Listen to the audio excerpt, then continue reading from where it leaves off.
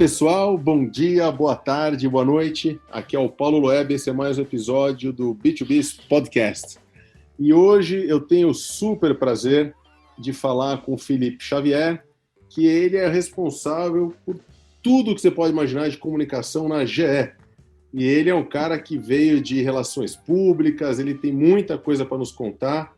Então, em primeiríssimo lugar, Felipe, muito obrigado por achar um tempinho nessa sua agenda doida para falar comigo e com toda a audiência aqui do podcast. Valeu, Loeb, um prazer, e acho que é um bate-papo que eu gosto muito, né? Falar de comunicação e como a comunicação ajuda as empresas, você sabe, me conhece bem, é uma paixão enorme para mim, então vai ser um bate-papo muito prazeroso. Vamos nessa. Felipe, me fala o seu cargo na GE, só para a turma saber com o naipe do cara que eu estou falando. Obrigado. Hoje eu sou o diretor de comunicação da GE Healthcare para a América Latina. A GE Healthcare é o nosso braço de saúde, que produz basicamente todos os equipamentos de imagem e presta serviço para os principais instituições, tanto privadas quanto públicas do Brasil e todos os outros países aqui da nossa região na América Latina. Eu estou na GE, eu estou no universo GE, Loeb, há quase 10 anos, cara. Eu comecei, na época, vindo de agência, né? Então, trabalhava em uma agência de comunicação e fiquei como diretor da conta da GE por um tempo e depois eles abriram uma posição e aí eu, né, fui desempenhando algumas funções dentro da empresa, passei por todos os negócios. Então, como você brincou aí no começo, eu conheço a GE de cabo a rabo, de ponta cabeça, mas agora tenho a felicidade de estar nessa nossa divisão de saúde que foi especialmente importante nesse período que a gente viveu, né? Então, se ao longo da conversa você quiser explorar isso também, eu tenho um pouco para contribuir nessa conversa e mostrar como uma empresa agiu de fato para salvar vidas nesse momento sem precedentes da nossa história. Eu quero, mas antes disso, já que você deu a deixa, você falou que trabalhou numa agência, né, em algumas agências, na verdade, antes de ir para a GE, e você migrou, né, do mundo de agente de publicidade para uma empresa B2B. E muitas pessoas têm me procurado, principalmente quem ouve o podcast, ou quem é mais próximo de mim, me perguntando, cara, tem oportunidade em indústrias, em fábricas, em empresas B2B? Pô, você é um exemplo perfeito. A pergunta é, foi simples sair da agência para ir para a GE? A GE já era o que é hoje? Já era esse... Inclusive, você pode explicar que a GE faz muito além de geladeiras e lâmpadas? Na verdade, acho que nem geladeiras faz mais. Isso aí. Então tá, vou começar pelo final da tua pergunta, né? A GE, ela é hoje uma empresa que se simplificou bastante, né? No passado era um conglomerado absurdo que fazia as coisas que nem os próprios funcionários sabiam o que fazia. Então a GE hoje ela se especializou em 3 frentes: energia, saúde e aviação. Isso é o que a gente faz, né? Ainda é uma empresa gigantesca de mais de 100 bilhões de dólares por ano, mas focada nessas 3 áreas que ela domina muito e tem muito conhecimento. Então, em energia, a gente basicamente faz turbinas de energia renovável, que são turbinas eólicas e turbina para hidrelétricas, e turbinas a gás, que a gente tem as maiores termoelétricas do mundo, né? Usam equipamentos GE.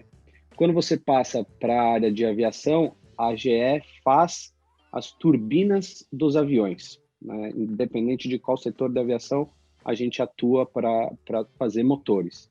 Fato curioso aqui, né? Às vezes as pessoas gostam de fatos curiosos. A cada 2 segundos decola no mundo um avião com turbina da GE.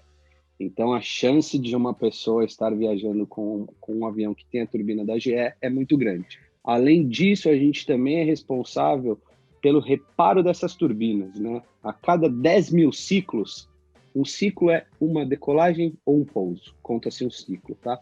A cada 10 mil ciclos, uma turbina precisa passar por revisão. Uma turbina, em média, a gente está falando de umas 10 mil peças. Pensa um leguinho com 10 mil peças e aí você monta uma turbina de avião. E a gente faz a revisão disso. Esses 10 mil ciclos vão dar mais ou menos uns 2 anos de uso, tá, Loeb? Essas são as 2 frentes do nosso portfólio de aviação. Além disso, a GE também tem um braço financeiro em aviação. Então, a gente faz leasing de aeronaves para as empresas aéreas. Aqui, mais um fato curioso de aviação. A GE foi a empresa que possibilitou que a aviação no Brasil se desenvolvesse. Então, lá há décadas atrás, ela permitiu e possibilitou fazendo leasing para as empresas. Então, se você olha a década de 90, não vamos nem tão lá para trás, de cada 10 aviões voando no Brasil, 9 eram da GE. Então, a gente conseguiu dar um impulso importante para o que a aviação é hoje. E aí a gente vem para a parte de saúde, que é onde eu estou hoje, né? Então, se você pensa, entra para fazer um exame, você vai fazer uma ressonância, uma mulher vai fazer uma mamografia, né, um exame que também é bem característico, raio-x, ultrassom, toda essa parte de equipamentos a gente faz, e além disso a gente também dá o suporte para que as pessoas tenham o melhor tipo de serviço no menor tempo possível, então para as máquinas não ficarem paradas, né? Então isso é o que a GE é hoje. Esse era o final da sua pergunta, comecei por ele. E agora voltando para o início dela, né? Como foi cair aqui, se a GE já era isso que é, e oportunidades no B2B. Eu sempre falo que a GE, ela gosta muito de comunicação, e isso facilitou, sim, esse meu caminho, né? Ela sempre foi uma empresa que quis trazer a inovação, que é já do DNA da empresa, né? Então a GE gosta de fazer as coisas pela primeira vez na indústria, mas ela também quis aplicar isso para a comunicação. Então tinha muita oportunidade para você fazer o first time ever, né? Que a gente ouve muito.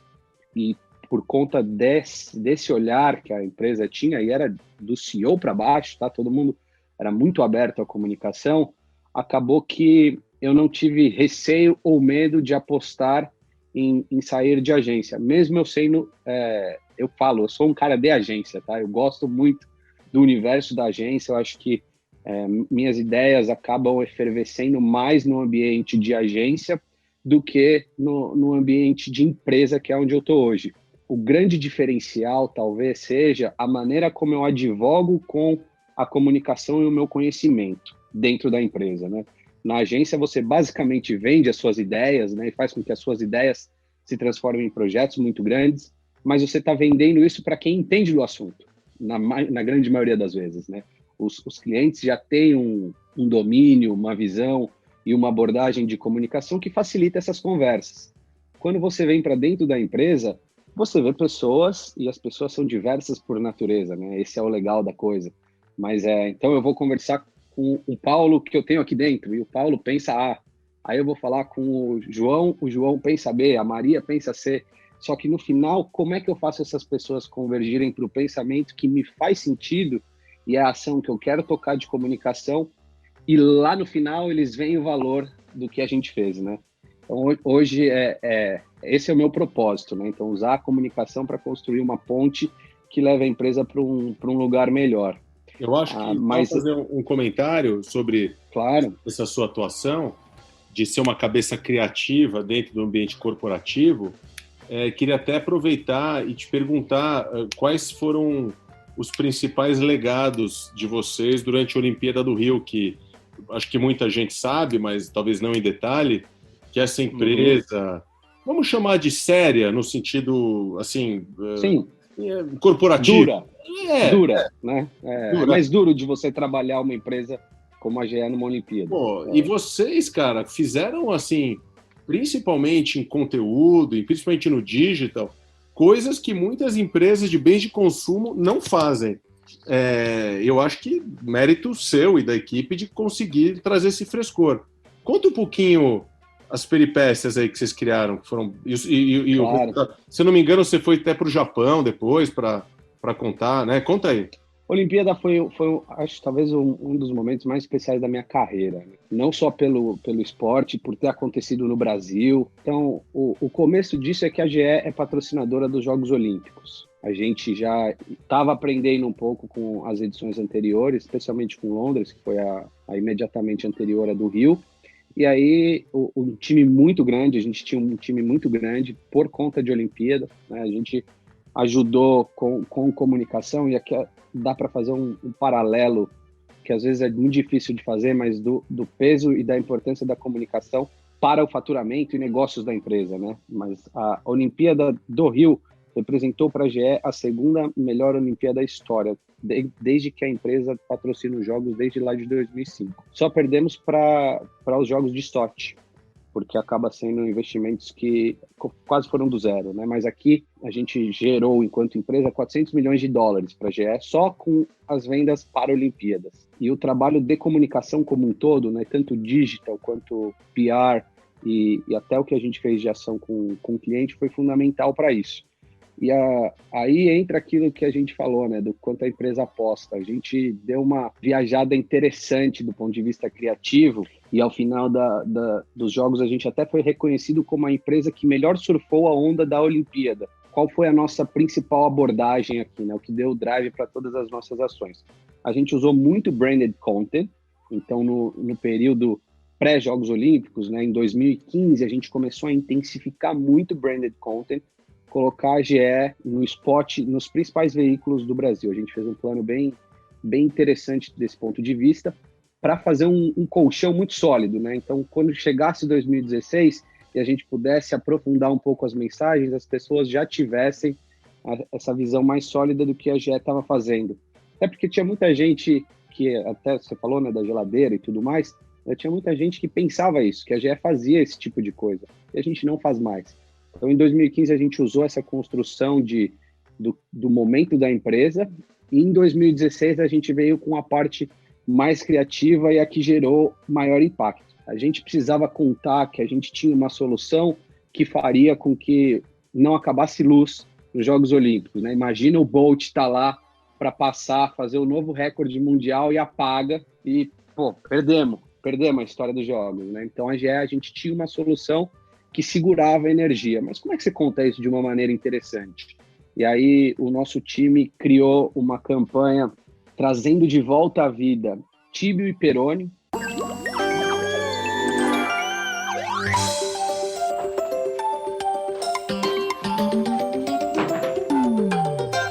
Olá, olá! Esse é meu irmão Perônio! E esse é meu irmão Perônio! Eu tenho quase certeza que eu sou o Tíbio. Ah, nesse caso, então, eu sou o Perônio. Pensando melhor, eu tenho certeza, eu sou o Tíbio. De novo. Sim. Olá, olá! Esse é meu irmão Tíbio. E esse é meu irmão Perônio. Nós somos gênios e cientistas. Que eram os cientistas do Castelo Rá-Tim-Bum, né? Então já tem um apelo emocional muito forte, porque você mexe com memória, com nostalgia, com infância, e hoje são pessoas que têm entre 30 e 40 anos, então é um público-alvo muito relevante para a GE. A gente trouxe esses caras de volta à vida, levamos eles para um estúdio muito similar ao que era da TV Cultura, né? Esse trabalho foi feito em parceria com a TV Cultura em alguns momentos. Então a gente recriou esse laboratório deles em uma das nossas unidades, e aí a gente usou eles para contar toda a jornada da GE nos jogos, né? O que estava por trás disso. E aí a gente plugou aqui uma outra coisa também. A GE já tinha a tradição de apoiar alguma equipe local, né? E aí era um aporte basicamente financeiro, só que a gente aqui, quando viu que teria a oportunidade de fazer isso também, a gente mudou. A gente decidiu fazer um aporte financeiro e tecnológico. Na época a gente estava muito forte na questão digital, né? Hoje ela já é mais consolidada dentro da GE, mas a gente decidiu apostar na equipe de canoagem, e aí a gente desenvolveu um app para eles que ajudava no treinamento. Então, antes, coisas que eram visuais do técnico, né?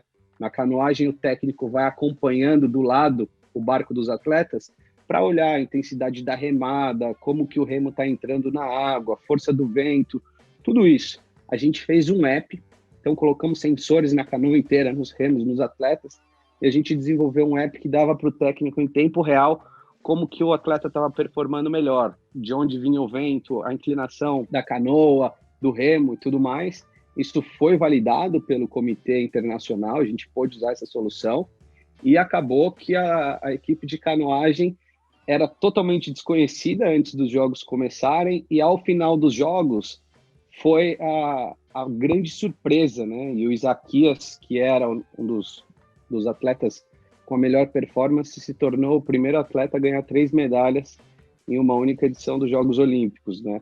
E ao final dessa trajetória de sucesso da canoagem e também dos nossos programas com o Tíbio e Perônio, a gente fez um momento com os atletas e com o Tíbio e Perônio, e depois a própria canoagem reconheceu o valor da GE para tudo que eles tinham conquistado, né? Então, se a gente olha para trás, meio que esse foi o sucesso, e a gente tinha um time trabalhando muito integrado em tudo, né? Então, tinha uma pessoa que cuidava de digital na época e que liderou essas ações do Tibio e Peroni, mas as ações de PR eram muito integradas a isso. O que a gente estava fazendo com o cliente também era muito integrado. Então, acabou que a gente fez pela primeira vez um projeto 100% 360 graus dentro da empresa, e muito do nosso sucesso se deve a isso.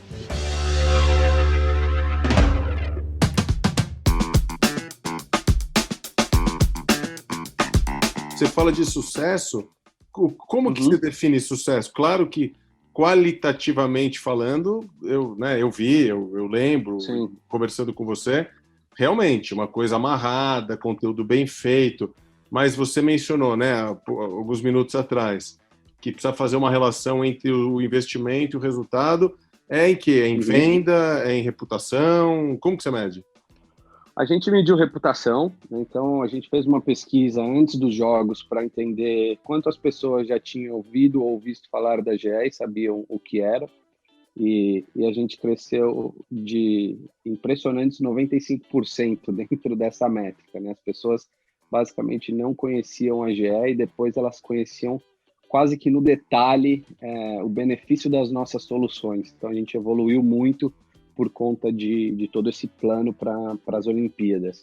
Outra métrica que a gente utilizou em digital, né, especificamente, foram visualizações e impacto das peças que a gente utilizou, e bateu todos os recordes de tudo que a gente já tinha feito até então. Em PR, a gente mensurou a quantidade de matérias e, obviamente, o impacto dessas matérias e tudo mais. A gente teve inserções no Jornal Nacional pela primeira vez na nossa história. Então, essas coisas de muito valor, que é fácil de você mensurar e justificar o valor por conta da abrangência dos veículos, a gente também computou.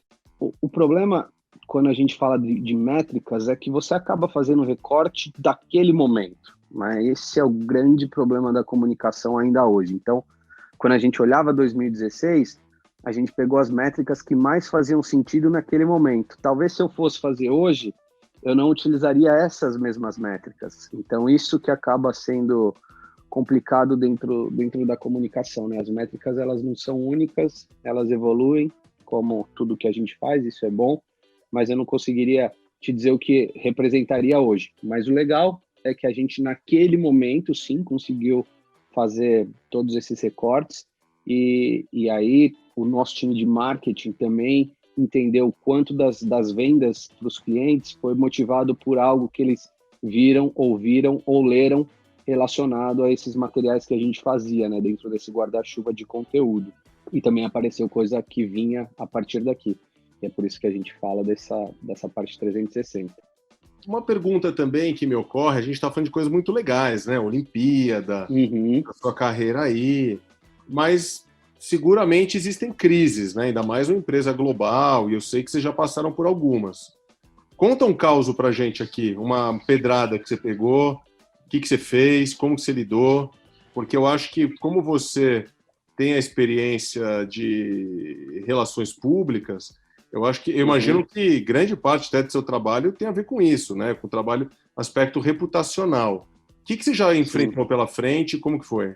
Você está corretíssimo, né? Crise faz parte do nosso dia a dia. Eu me considero um cara muito pró-crise, né? Justamente por advogar a favor da comunicação. Eu acho que a gente cresce nesses momentos, se a gente atua da maneira correta, se a gente consegue manter a calma. Eu brinco que a comunicação tem que ser o mais calmo dentro do war room de crise, né? A gente tem que conseguir ver o que as pessoas não estão vendo, antecipar as coisas que as pessoas não estão olhando. E dentro desse cenário, já tive muitas crises dentro da GE, né? De coisas pequenas a coisas grandes. Uma crise que é marcante para mim dentro da GE, não pelo tamanho, mas talvez pela forma como a gente lidou com ela. Quando começaram investigações no Brasil de Lava Jato e tudo mais, o nome da GE surgiu ali, né, dentro do contexto de Lava Jato e de vendas para Petrobras e tudo mais. Petrobras sempre foi um grande cliente da gente quando a gente tinha a divisão de oil e gas, E aí também, agora por conta de energia, continua como cliente por conta de algumas instalações térmicas que eles fazem. Mas, dentro desse contexto de Lava Jato, a gente começou a aparecer ali e diziam que a GE tinha vendido os seus produtos de uma maneira superfaturada. E até jornalistas que eu já tinha contato direto e próximo, quando tem esse tipo de informação, eles acabam não ouvindo a empresa na velocidade que ouvem para matérias que são positivas, né, por assim dizer, e você entende, faz parte do nosso jogo. Mas acabou que isso cresceu um pouco globalmente, né, por assim dizer, porque a GE é uma empresa global com ações na bolsa, então qualquer crise tem impacto potencial para derrubar as ações. Então, dentro de casa, começou a todo mundo se movimentar e querer entender o que era a motivação, o que estava acontecendo e tal. E aí a gente, né, enquanto comunicação, tratou de olhar o que era, de fato, que estava sendo observado na Lava Jato.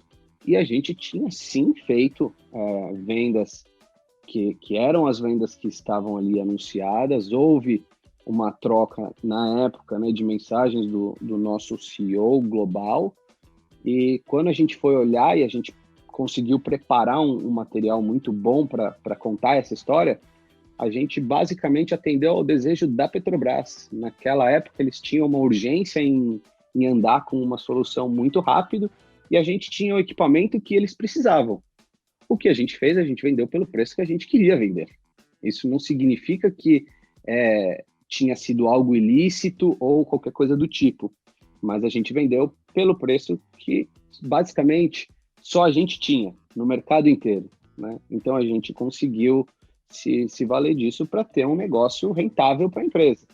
E aí a gente explicou, contou para todo mundo, e aí a Lava Jato continuou, e o nome da GE foi totalmente descolado de Lava Jato. Mas eu me lembro que eu tive incontáveis calls com o título Car Wash, que era como o pessoal do Global estava, né, tratando essa operação, e eu tinha que ir explicando call a call como era o movimento e o que estava acontecendo. A gente já não estava mais nas investigações e essas ligações continuavam, porque o peso de Lava Jato, né, e tudo que estava acontecendo no Brasil naquele momento fazia com que tivesse muita relevância. Mas essa foi uma crise interessante pela maneira como a gente precisou trabalhar, né? Ela não era grande no Brasil, a GE não estava sendo criticada ou atacada, não tinha nada nas mídias sociais assim muito ofensivo ao nosso nome, mas internamente, pelas proporções e pelo que podia fazer com a ação da GE, a gente teve que trabalhar. Então, foi uma crise especial. Felipe, uma perguntinha que eu queria te fazer em cima de crise, né? Quando tem uma crise dessa, quanto que a presidência da GE se envolve? Até eu queria engatar uma próxima pergunta. A presidente da GE é uma mulher, né? Não sei se eu vou falar certo o nome, Viveka, né? Viveka. Isso mesmo. Viveka. Então, eu queria juntar duas perguntas. Se você mata no peito e consegue resolver uma crise como essa, imagino que não sozinho, e indo para a questão da liderança, como que é a liderança e a diversidade dentro da GE? Tem uma mulher CEO, eu acho que ser mulher CEO, eu nem caracterizo mais como diversidade, mas de uma forma geral, como é que é o ambiente corporativo? É um ambiente... Tem brasileiros liderando? A Viveka, com esse nome, é brasileira? É gringa? Fala um pouquinho também, que me interessa desmistificar um pouquinho do que as pessoas entendem como as empresas, como você mesmo chamou de duras, apesar de eu achar que vocês não são, mas é o nome que a gente está usando aqui. Autonomia nós temos sim, enquanto região, tá? Para dizer o que vamos fazer, como vamos fazer. Para temas grandes, não vou dizer crises, mas assim, temas grandes, independente deles serem positivos ou negativos, a liderança está totalmente envolvida e acompanha e valida e é parte, né? Existe, basicamente, os comitês de crise da GE são formados pelo CEO do negócio envolvido, né, ou a líder corporativa, RH, finanças, comunicação e legal. Então, basicamente, esse é o grupo que compõe. E aí, claro, você vai tendo ali um assunto que pode determinar que outra pessoa faça parte ou não. Mas, então, sendo bem prático na resposta, sim, a região tem autonomia para conduzir os seus temas, né? Essa é uma das diretrizes aqui da GE. Quando você pensa em diversidade, a GE sempre foi uma empresa, e eu me sinto muito confortável em dizer isso para você, Loeb, sempre foi uma empresa que valorizou muito a diversidade. Né? Na época que eu entrei na GE, isso ficou muito evidente para mim, assim, a forma como tentavam a todo custo mostrar que as pessoas eram iguais e que elas seriam valorizadas todas da mesma forma. A gente se vale de algumas coisas boas, né? Então a gente tem grupos de afinidade muito fortes. A gente tem um grupo de afinidade para pessoas pretas, a gente tem um grupo de afinidades que trata de questões de gênero, a gente tem um grupo de afinidade só de mulheres, a gente tem um grupo de afinidades de pessoas com algum tipo de deficiência, a gente tem um grupo de afinidade para pessoas em estágio inicial de carreira, para estagiários. Esses grupos vão promovendo muitas discussões e vão nos levando cada vez para um lugar melhor, onde as pessoas são valorizadas pelo que são. Tanto é que não causa nenhuma estranheza a nenhum funcionário ter uma mulher como presidente da GE do Brasil. É algo totalmente natural. Vindo ela da Finlândia, a Viveka é nascida na Finlândia, mas já é hoje muito brasileira, mais brasileira que muito brasileiro, porque ela gosta muito do Brasil. Ela construiu a carreira dela toda no Brasil, recebeu convites para sair pela GE e recusou todos, quis continuar aqui, né? Então eu brinco que ela é muito brasileira. E você vê isso de uma maneira geral, assim, tem mulheres em liderança em quase todos os nossos negócios, e é uma coisa realmente forte, assim, a gente preza pelo valor da diversidade. A própria Viveka uma vez me contou que né, buscava montar times com pessoas diversas, de você olhar e ver a diversidade clara. E aí um dia ela recebeu um insight de uma pessoa e a pessoa falou, tudo bem, eu olhando para o seu time eu vejo que todo mundo é muito diverso, mas quando eu conheço as pessoas um pouco melhor, elas pensam iguais. Então não tem diversidade, você tá, né? E ela tomou aquilo como uma coisa e falou, nossa, foi muito forte para ela, e ela passou a buscar pessoas com divergência de pensamento também, que é quando você acaba evoluindo, né? Porque se eu discordo de você de uma maneira construtiva, será que a gente não chega num caminho melhor? Se você tem uma bagagem que eu não tenho, como é que a gente desenvolve um projeto mais legal juntos, né? Então, a liderança como um todo valoriza isso, e é uma coisa muito real dentro da empresa. Que legal. Eu gosto bastante desse ambiente. Que legal, porque acho que no final das contas, a cada fala sua, eu acho que cai um tabu para quem está distante do mundo B2B, mostrando a quantidade de projetos legais, projetos criativos, ambiente de trabalho diverso, respeitoso, empresa que não foge, né, das suas responsabilidades em gestão de crise. Então, para quem chegou até aqui nesse podcast, tiver interesse em vir para o mundo B2B, seja trabalhando em agência ou na indústria, né, eu acho que fica aqui um depoimento concreto de um cara que já está há mais de 10 anos e estava, como ele bem falou, do outro lado da mesa. Felipe, mas queria fazer mais duas perguntinhas. Primeira, vocês fazem um trabalho muito bonito em relação ao câncer de mama, né? Um trabalho até de importância social. Conta um pouquinho por que vocês fazem isso e como que vocês fazem, por favor. Poxa, com certeza, ainda mais porque a gente tá conversando em um momento, não sei quando vai ao ar, mas a gente está conversando ainda em outubro, né, Loeb? E é bacana que outubro é o Outubro Rosa, talvez você tenha puxado por conta disso, né? E o câncer de mama é uma doença que lida com algumas vertentes, né? Então você tem o medo da mulher em fazer o exame, em receber o diagnóstico, você tem o desconhecimento das mulheres sobre o que pode acontecer em relação ao câncer de mama. Tem muita mulher que acha que vai conseguir identificar sozinha, né, através do autotoque, do autoexame, alguma lesão, alguma coisa que a faça ir buscar um médico. Então, a gente sempre busca uma maneira de trabalhar outubro, utilizar já essa força de Outubro Rosa, né? A gente já sabe que, tradicionalmente, o Brasil é um país que faz muitas ações relacionadas ao Outubro Rosa, mas a gente sempre tenta achar uma vertente diferente para levar conhecimento e informação para que as pessoas combatam esse mal, né? O legal é que o câncer de mama, quando diagnosticado de maneira precoce, a chance de cura ela ultrapassa 90%. Então é muito grande. E é isso que a gente tem que propagar. Que o que vale aqui é prevenir, detectar e cuidar. Isso é o bacana. Quando você faz essa rota, e cada vez mais as mulheres precisam estar atentas a isso, porque já não é mais uma verdade que é só após de 40 anos, né? Que elas precisam começar com esses exames de rotina. Já tem muito caso de mulher com câncer de mama com 20 anos, 30 anos, com ainda o detalhe de que esse câncer ele vem mais agressivo em mulheres mais novas. E a gente tem a felicidade de poder contribuir com o conhecimento e com equipamentos que ajudam nessa jornada da paciente. Há pouco mais de um ano, a GE desenvolveu um equipamento, foram mulheres quem desenvolveram esse equipamento, e a gente brinca que foi desenvolvido de mulher para mulher. Então, ao colocar mulheres para desenharem esse equipamento, ele trouxe uma revolução para o mercado. Para quem não sabe, né, uma mamografia ela precisa que um técnico posicione a mulher corretamente para a máquina fazer a pressão nas mamas, e aí a partir daí você obter uma imagem de como está o corpo da mulher. E isso causa um desconforto enorme para a mulher. Às vezes existia o fato do posicionamento estar errado, então a mulher fazia o exame, depois de um tempo ela recebia uma ligação, olha, seu exame não estava legal, você pode voltar? Isso já cria um problema na cabeça da pessoa, né? Totalmente compreensível, o medo aparece muito forte nessa hora, e esse equipamento veio para contornar isso. Então, qual foi o salto tecnológico aqui?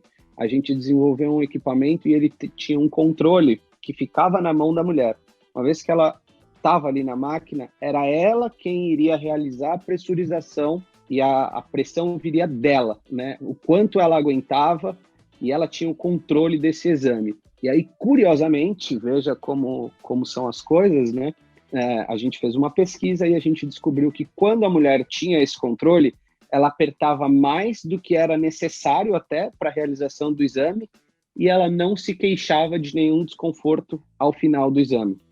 Então, essa foi uma grande mudança no mercado, e a gente fala desse equipamento ainda hoje, né, para difundir cada vez mais. Ele já está disponível, inclusive na rede pública, né? Tem alguns lugares do Brasil onde as mulheres podem passar por a experiência com esse equipamento. E para a gente, o Outubro Rosa ele é especial por isso, né? Porque a gente vê o nosso propósito enquanto empresa, que é de melhorar a vida nos momentos que mais importam, sendo verdade, e quase uma verdade absoluta, né? Você consegue levar uma paciente do trauma ao conforto e a garantia de que ela vai estar sempre atenta à sua saúde. Por isso que o Outubro Rosa é tão marcante. Você traz uma fala que a gente usa muito aqui, que as empresas B2B são cada vez business to human, né? Esse é um exemplo incrível de quão humano vocês são. Poxa, colocar, né, no poder delas. E realmente são exemplos, como eu falei anteriormente, que vão quebrando todos os tabus. Vou te dar uma coisa que é muito engraçada. Depois que eu comecei a trabalhar na GE Healthcare, a quantidade de pessoas que eu conheço, sejam amigos próximos ou pessoas às vezes até um pouco mais distantes, que do nada me mandam uma foto que estão fazendo um exame e observaram que é um equipamento da GE, elas mandam o logo. Aí é o que você falou, né? Por mais que a gente faça uma comunicação B2B, você acaba tocando a pessoa. E esse valor, para mim, ele é quase intangível. Que legal. Pô, e eu falei que eu tinha 2 perguntas. E a última pergunta é a seguinte. Conta um segredo pra gente aqui. Você vê que nem foi combinado, não vale a pena você ganhar tempo, vou falar um pouquinho. Mas o que vem? Vocês estão tanta novidade que vocês tiram da cartola aí. Conta aí o que você puder contar. O que vem aí de coisas bacanas? Você falou aí da pandemia, não sei se vocês criaram alguma. Conta aí, uma coisa boa, inédita para nossa audiência. What's next, né? Você quer? A pandemia ela foi um aprendizado muito intenso para a gente, né? Então pensa que a gente faz o equipamento que passou a ser o equipamento mais importante, né? O ventilador mecânico, que ajudava as pessoas a terem o ar, né? Então do nada esse equipamento, que era um equipamento flutuava ali, né? Um ano vendia um pouquinho mais, um ano vendia um pouco menos. Do nada, você viu uma demanda colossal por esse equipamento, levou a gente a fazer uma parceria com a Ford. Então a gente usou a linha produtiva da Ford para ter capacidade para fazer um equipamento no tempo e na velocidade que o mercado precisava para salvar vidas. E aí eu te diria que desse aprendizado vem o futuro, para nós e para muitas outras empresas, né? Que é essa interconexão das grandes empresas e de empresas que talvez não se relacionavam antes, né? Então, seja para produzir hardware ou software, você vai ver isso de uma maneira assim muito mais intensa daqui para frente. A gente criou formas novas de trabalho, não só a GE, mas acho que todo mundo, eu, você, a gente teve que se adaptar a isso que está acontecendo, e a gente vai ver o resultado disso daqui a muito pouco tempo, né? E acho que o salto tecnológico vai vir dessas parcerias que não estavam previstas, as empresas não se olhavam, não se imaginavam. No Brasil mesmo, teve empresa que atuava em outro setor e foi desafiada a construir esse tipo de equipamento e conseguiu, entregou para o mercado e ajudou a salvar vidas. Então, acho que o próximo passo para a GE também é essa atenção ao que já existe no mundo e o que o mundo precisa.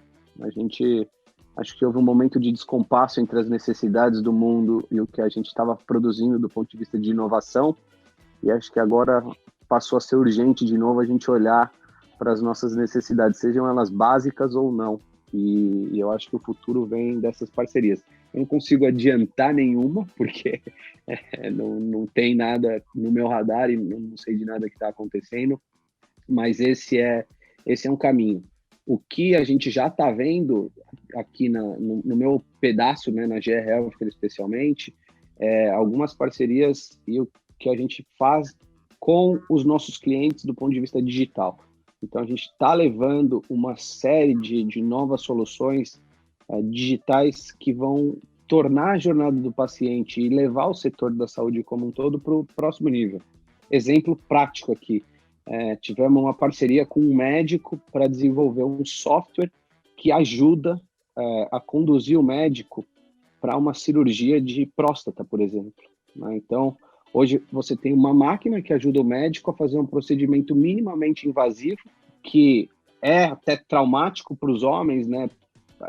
Toda a situação, e o homem não é muito de buscar ajuda, esse é um grande problema, mas você já tem hoje uma solução chegando ao mercado que vai guiar e facilitar muito esse procedimento. Então, acho que o futuro vem daí, né? De como a gente usa a tecnologia, parcerias, para fazer com que as coisas funcionem mais rápido e melhor. Que legal. Olha, você é o jornalista, mas eu que quis achar o furo aqui. E você deu boas indicações para onde vocês estão indo.